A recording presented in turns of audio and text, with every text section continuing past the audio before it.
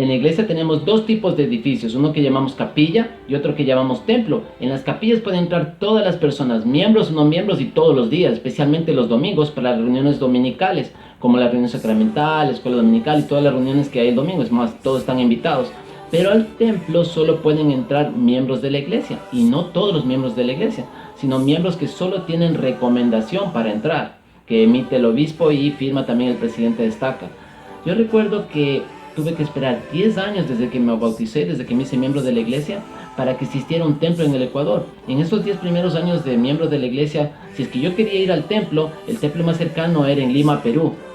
Y si quería ir por tierra, el viaje era 24 horas de viaje en bus desde la frontera hasta Lima. Era un viaje muy difícil porque además que estábamos en guerra con el Perú, no era tan agradable, nunca fue agradable esos viajes, pero principalmente se llega al templo y se hace ordenanzas. En 1999 fue inaugurado el templo de Guayaquil, Ecuador. Fue el primer templo en el Ecuador. Y pronto tendremos otro templo en Quito. Mira que hemos esperado cerca de 32 años. Siempre he escuchado desde que desde que me hice miembro de la iglesia.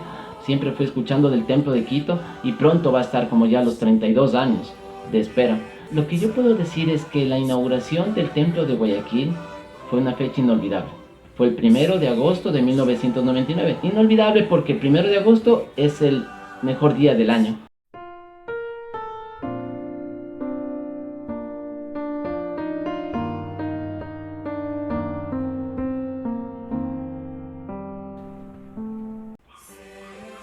Hermanos, hermanas, buenos días. Mi nombre es Germán Oliva. Vamos a continuar con nuestro estudio del libro de Doctrina y Convenios. En la clase anterior estudiamos la sección número 93 y una de las partes que estudiamos fue aprendimos que el Señor nos enseña poco a poco, un poco aquí, un poco allá, gracia sobre gracia, para que podamos estar listos para obedecer una ley mayor. Uno de los versículos que me gustaría leer es el versículo número 12 de la sección número 93. Dice, y yo, Juan, vi que no recibió de la plenitud al principio, mas recibió gracia sobre gracia. Como ustedes saben, Doctrina y Convenios fue recibido en inglés, el idioma original, que recibieron las revelaciones, y luego fue traducido al español. Este versículo, donde dice gracia sobre gracia, en inglés dice grace for grace, o sea, es como, literalmente sería gracia por gracia. O bueno, ahora se le tradució como gracia sobre gracia, o puede ser paso por paso. Esa es la idea que queremos aprender, ¿no? Paso por paso o gracia sobre gracia. En este camino que tenemos en el aprendizaje, caemos, sí, sí pecamos, pero nos levantamos. Pero hay algo en la sección número 95 que ya estamos entrando a la clase de hoy, vamos a aprender la sección número 94, 95, 96 y 97. En el versículo número 1 dice que el Señor nos disciplina. Y mira, sería bueno que nosotros podamos cambiar en nuestro lenguaje, no el Señor castiga, sino el Señor disciplina. Es como el Señor te va a castigar, no digamos así porque se oye feo, sino el Señor te va a disciplinar, que se oye mejor. Miren, el versículo número 1 de la sección número 95, de cierto así dice el Señor, a vosotros, a quien amo y a los que amo también disciplino. Entonces el Señor nos disciplina. Es mejor decir que el Señor nos castiga. Pero ¿a quién disciplina? Pues a los que amo, y a los que amo disciplino. Esto es difícil de entenderlo, pero vamos a tratar, ¿eh? Es como el Señor porque nos ama, nos disciplina. Yo podría poner un ejemplo con mis hijos, por ejemplo. Si es que yo le veo a mi hijo con un machete cortando la puerta de madera, no le voy a decir, oye, espera, ya te traigo un machete más filudo, o dale, o animándole, no, ¿verdad? Sino le voy a decir, espera, a ver, ¿qué estás haciendo? ¿Qué haces? ¿Por qué haces esto? O sea, como que le llamo la atención, ¿verdad? Entonces, ¿por qué el Señor nos llama la atención o nos disciplina? Porque nos ama, quiere que seamos mejores. Y hay otra cosa más, en la palabra disciplino, viene de la palabra discípulo. Entonces, si es que tú eres un discípulo de Jesucristo, el Señor te va a disciplinar. ¿Y para qué te va a disciplinar? En ese mismo versículo dice, para que les sean perdonados los pecados. El Señor disciplina para ser perdonados los pecados. Interesante, ¿no? Nos disciplina para perdonarnos nuestros pecados. En ese mismo versículo hay algo más, dice, porque con el castigo preparó un medio para que librarlos de las tentaciones de todas las cosas. Luego dice que nos ama otra vez. Entonces, con este castigo nos prepara para librarnos de las tentaciones. Yo me puse a meditar sobre esto, ¿qué quiere decir? Porque está difícil. Y yo pienso, por ejemplo, si es que mis hijos están castigados, ¿ya? Están castigados o disciplinados, y yo les digo, a ver, el teléfono, y le quito como 2, 3 días, por ejemplo. Entonces de esa forma tendrán menos tentaciones para caer, si se me ocurre. Entonces, resumiendo en este versículo que hay bastante información, primero el Señor nos disciplina, cambiando a castigo. El Señor nos disciplina porque nos ama. ¿Para qué? Para que seamos perdonados los pecados, y de esa forma, con este castigo, por esta disciplina, se nos libra de las tentaciones. En el versículo número 2, es necesario pues que seáis disciplinados y quedéis reprendidos delante de mi faz. Versículo 3 nombra el pecado que cometieron.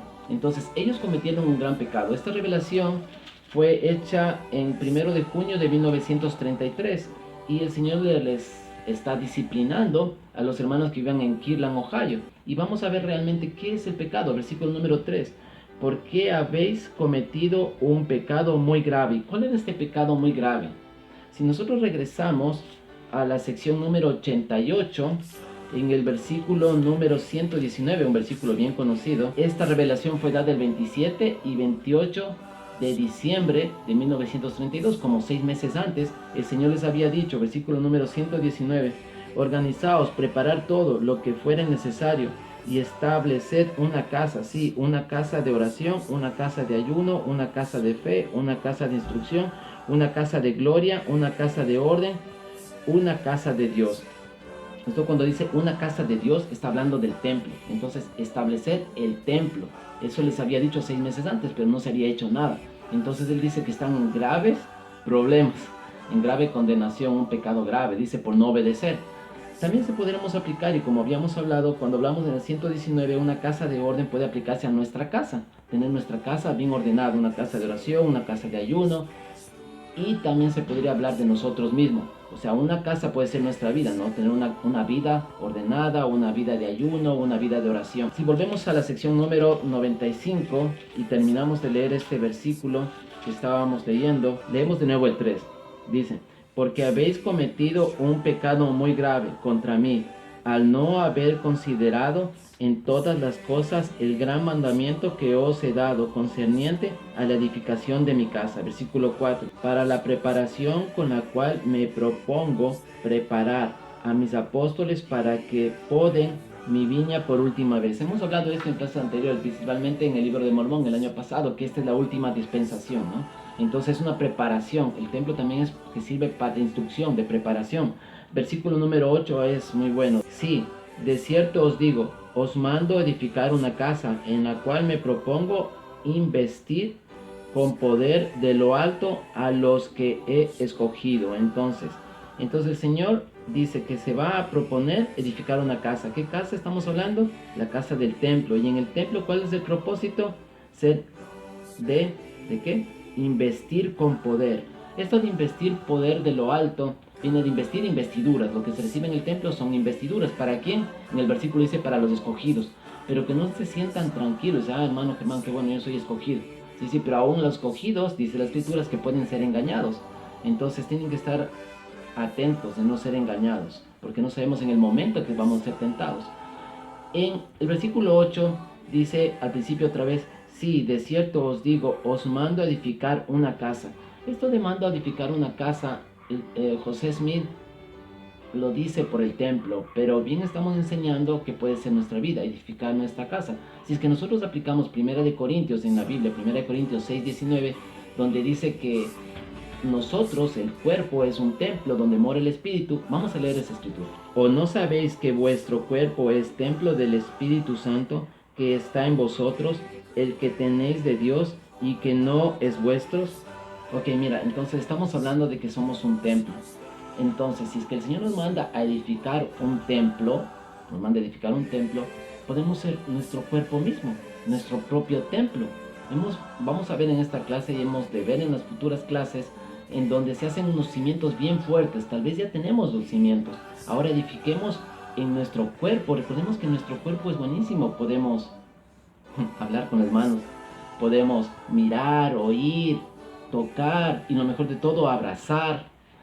Y este cuerpo que nosotros tenemos, o que nos ha dado, es el templo del Espíritu, porque mora el Espíritu. Entonces podemos edificar nuestro cuerpo como un templo, como vimos en la clase anterior que el Señor nos enseña poco a poco para recibir una ley mayor, bueno, esta es la ley mayor, que podamos ahora nosotros edificar nuestro propio templo en nuestro cuerpo. Versículo 11, de cierto os digo, es mi voluntad que edifiquéis una casa, si guardáis mis mandamientos, tendréis poder para construirla. Entonces, si nosotros nos ponemos a hacer nuestro propio templo, ¿qué es lo que tenemos que hacer o cómo podemos tener fuerza para hacerlo? Guardando los mandamientos. Luego en el versículo número 15 de esta misma sección les explica cómo va a ir el templo de Kirtland, porque le está dirigiendo a Kirtland, a los hermanos de Kirtland, Ohio. En el versículo número 15 dice, y el tamaño del salón será de 55 pies de ancho por 75 de largo en la parte interior. Entonces estamos hablando de los hermanos de Kirtland, ¿verdad? Pero a los hermanos de... hay otro lado. ¿Dónde había más la iglesia? En el condado de Jackson, Missouri, en dos partes, de Kirtland, Ohio y el condado de Jackson, Missouri, conocido como Independence, donde iba a ser Sion. En la sección número 94, versículo número 11, les dice lo mismo, donde les envía una carta. Ya vamos a ver más de eso. Pero quiero que vean que es lo mismo que les envía. Dice en el versículo 11, y el salón interior será de 55 pies de ancho, lo mismo, por 75 de largo, lo mismo. Y habrá un salón arriba y otro, o mejor dicho, uno abajo y otro arriba. En el versículo número 17, regresando a la sección número 95, 17, y dedicarme la parte superior del salón para la escuela de mis apóstoles. Recuerden que antes estábamos hablando de la escuela de los profetas, en donde se recibían instrucciones y estaba encima del negocio de los Johnson. Ahora van a recibir las instrucciones en el templo y los está llamando a superior en salón para la escuela de los apóstoles. En la sección número 96 hay un versículo que me gusta mucho. En el versículo número 6 dice, y además de cierto os digo, que me es prudente y oportuno que mi siervo John Johnson, cuya ofrenda he aceptado y cuya oración he oído, a quien hago promesa de vida eterna, si guardáis mis mandamientos desde ahora en adelante. Este versículo me encanta y bien podríamos poner nuestro nombre en este versículo. Vamos a leerlo de nuevo y ponemos nuestros nombres, ¿ok? Y además de cierto os digo, que me es prudente y oportuno mi siervo Germán Oliva, cuya ofrenda he aceptado y cuyas oraciones he oído, a quien hago promesa de vida eterna, sí, guarda mis mandamientos desde ahora en adelante. Esto de promesa de vida eterna es el mayor don que el Señor nos puede dar. Vida eterna, llegar a la exaltación. O sea, lo máximo que el Señor puede dar es una vida eterna. Y dice, si es que guarda los mandamientos, si es que sigues los mandamientos, o sea, los mandatos o la voz del Señor que te enseña. En esta sección número 96, había una reunión en la cual nos cuenta que había una reunión que no se ponían de acuerdo sobre un terreno que ellos tenían. El terreno le llamaban como Peter French, el terreno de Peter French. Este terreno era como de 42 hectáreas, era enorme, grandísimo, y empezaron a trabajar en este terreno para limpiarlo, pero no sabían exactamente qué hacer. Y en el encabezado de la sección número 96 nos habla de que ellos deciden preguntar al Señor qué hacer, y el Señor les dice que ahí deben construir el templo. Ahí deben construir el templo, y efectivamente lo empiezan a limpiar y comienzan a trabajar, a hacerlo según las medidas que les había pedido. Y también lo que podemos hablar de esto es que el Señor también les envía, como les había adelantado, que el Señor les envía una revelación a los hermanos del condado de Jackson, Missouri. José Smith en la sección número 97 y en la sección número 94 y también en la sección número 98, pero la sección número 98 vamos a ver la próxima clase. Son unas cartas o revelaciones que envían a los hermanos del condado de Jackson, Missouri, diciéndole lo mismo, que construyan un templo. Solo que en ese tiempo, en el condado de Jackson, Missouri, ellos tenían muchos problemas, muchísimos problemas, porque la oposición estaba muy grande. Estaba el populacho que llamamos los odiadores de los mormones. Entonces empiezan a perseguirlos, a cerrarles la economía. No tenían trabajo, no tenían dinero, cualquier parecido. No tenían trabajo, no tenían dinero y estaban bloqueados por el populacho que estaba en contra de ellos, y cogieron a su líder. ¿Quién era el líder en el condado de Jackson, Missouri? El obispo. ¿Y quién era el obispo?